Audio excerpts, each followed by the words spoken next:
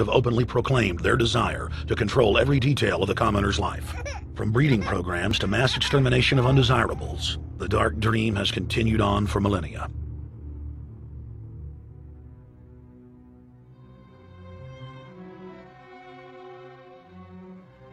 The scientific rationale for tyranny has always been attractive to elites because it creates a convenient excuse for treating their fellow man as lower than animals. Robert Thomas Malthus, famous for saying that a mass food collapse would be helpful because it would wipe out the poor. His fictional scenario would later be called a Malthusian catastrophe. Malthus is important because his ideas led to the rise of a new scientific field that would dominate the course of human history for the next 200+ years. Charles Darwin, an admirer of the Malthusian catastrophe model, developed the theory of evolution, its chief tenet being the survival of the fittest. With the help of T.H. Huxley, known as Darwin's bulldog for his strong support of Darwin's theories were pushed into wide acceptance among key scientific circles throughout England and then the world. Darwin's cousin, Francis Galton, credited as the father of eugenics, saw an opportunity to advance mankind by taking the reins of Darwin's evolution theory and applied social principles to develop social Darwinism. The families, Darwin, Galton, Huxley, and Wedgwood, were so obsessed with their new social design theory that they pledged their families would only breed with each other. They falsely predicted that within only a few generations, they would produce supermen. The emerging pseudoscience was only codifying the practice of inbreeding, already popular within elites for millennia. The four families experiment was a disaster. Within only 2 generations of inbreeding, close to 90% of their offspring either died at birth or were seriously mentally or physically handicapped. The moneyed class of the planet, and particularly the royal families of the world, who were already obsessed with breeding and filled with a predatory disdain for the underclass, seized on the new science and began aggressively enforcing its aims worldwide.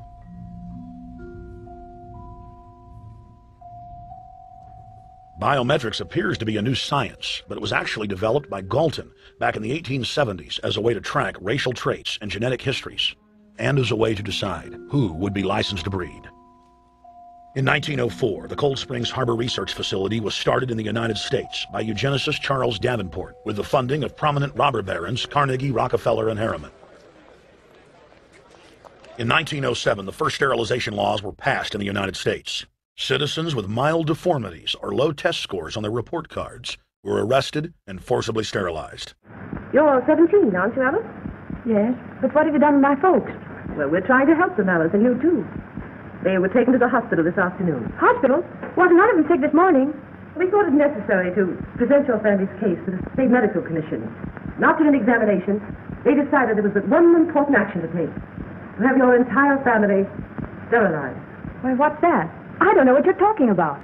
Now, in this state, we have a law which provides for such people to have an operation so there won't be any more children. I see. Now, we've placed your brothers in institutions where they'll be properly cared for. You can go back to your job soon. I'll arrange to have it held open for you. But I'm keeping my job. I'm not going anywhere. Now, you're going to the hospital too, Alice. And you mean they're going to stop me from having children ever? Exactly.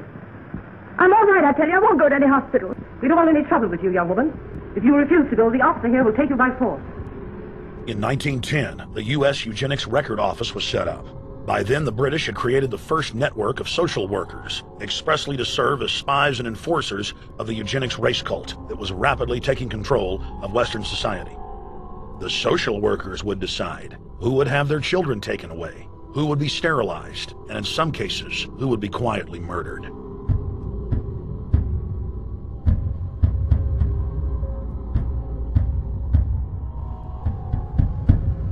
In 1911, the Rockefeller family exports eugenics to Germany by bankrolling the Kaiser Wilhelm Institute, which later would form a central pillar in the Third Reich. At the 1912 International Eugenics Conference in London, eugenics becomes an international craze and gains superstar status. The futurist and best-selling sci-fi author H.G. Wells had studied biology under top eugenicists and was spreading the new faith worldwide. In 1916, H.G. Wells' lover, Margaret Sanger, starts her promotion of eugenics in the United States. In 1923, Sanger receives massive funding from the Rockefeller family. Sanger wrote to fellow eugenicist Clarence J. Gamble that black leaders would need to be recruited to act as frontmen in sterilization programs directed against black communities. In 1924, Hitler pens Mein Kampf, or My Struggle, and credits U.S. eugenicist as his inspiration. Hitler even wrote a fan letter to American eugenicist and conservationist Madison Grant, calling his race-based book, The Passing of the Great Race, his Bible. Hitler developed the plan for mass extermination of the Jews and what he called other sub-races, as well as the handicapped, from Grant. By 1927, eugenics hit the mainstream. The so-called science was aggressively pushed through contests at schools, churches, and at state fairs. Churches competed in contests with big cash prizes to see who could best implement eugenics into their sermons. Major denominations then tell Americans that Jesus is for eugenics. That same year in the United States, more than 25 states passed forced sterilization laws, and the Supreme Court ruled in favor of brutal sterilization policies. When Hitler came to power in 1933, one of his first acts was to pass national eugenics laws, modeled after laws in the United States.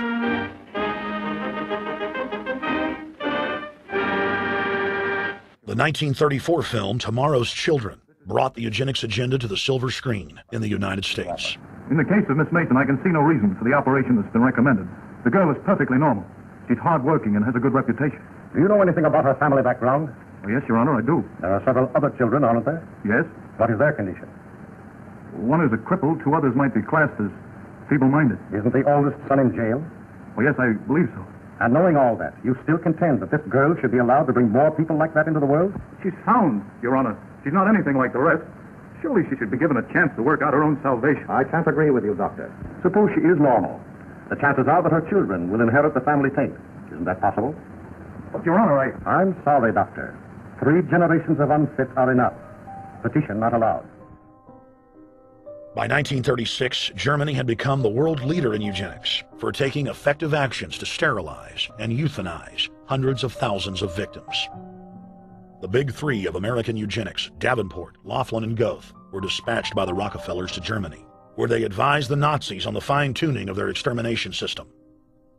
With the strong support of the U.S. and England, Germany had gone over the edge, and tens of millions would pay with their lives. At the end of the war, the Allies protected from prosecution the very Nazi scientist that had tortured thousands of people to death.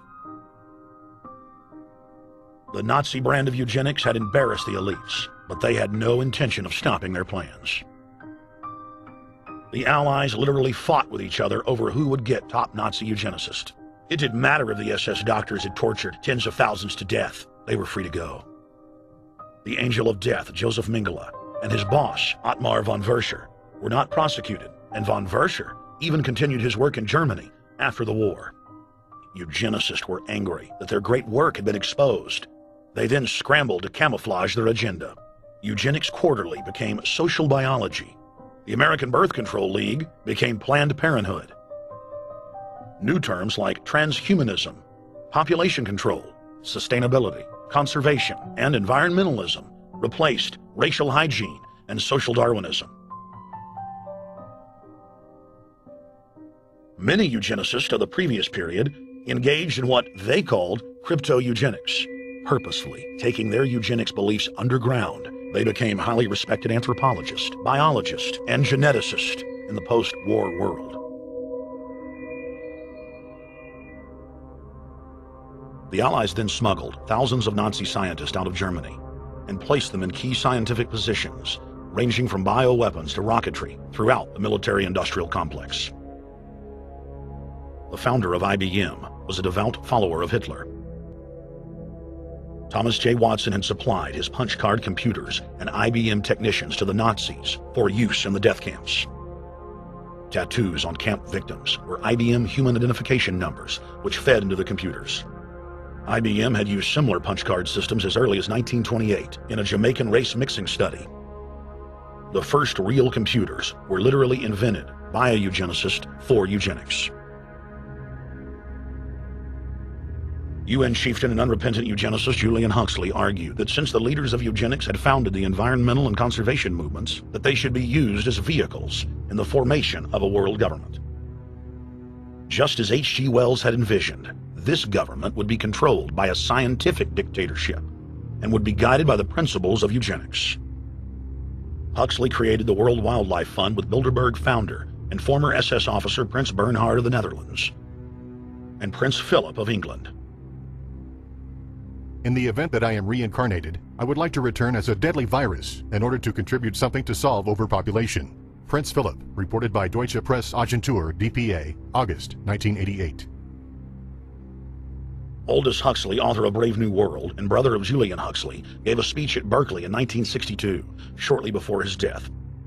He admitted that his best-selling book, Brave New World, written in 1932, was based not on fiction, but on what the elite were actually planning to implement. And here I would like briefly to compare the parable of Brave New World with another parable which was put forth more recently in George Orwell's book 1984. I'm inclined to think that the scientific dictatorships of the future, and I think there are going to be scientific dictatorships in many parts of the world, will be probably a good deal nearer to the Brave New World pattern than to the 1984 pattern. They will be a good deal nearer, not because of any humanitarian qualms in the scientific dictators, but simply because the Brave New World pattern is probably a good deal more efficient than the other. But if you can get people to consent to the state of affairs in which they are living, the state of servitude, the state of being, well, it seems to me that the nature of the ultimate revolution with which we are now faced is precisely this, that we are in process of developing a whole series of techniques which will enable the controlling oligarchy, who have always existed and presumably always will exist, to get people actually to love their servitude. People can be made to enjoy a state of affairs which, by any decent standard, they ought not to enjoy. And these methods, I think, are a real refinement on the older methods of terror, because they combine methods of terror with methods of acceptance. But then there are various other methods which one can think of. There is, for example, the pharmacological method. This was one of the things I talked about in Brave New World. And the result was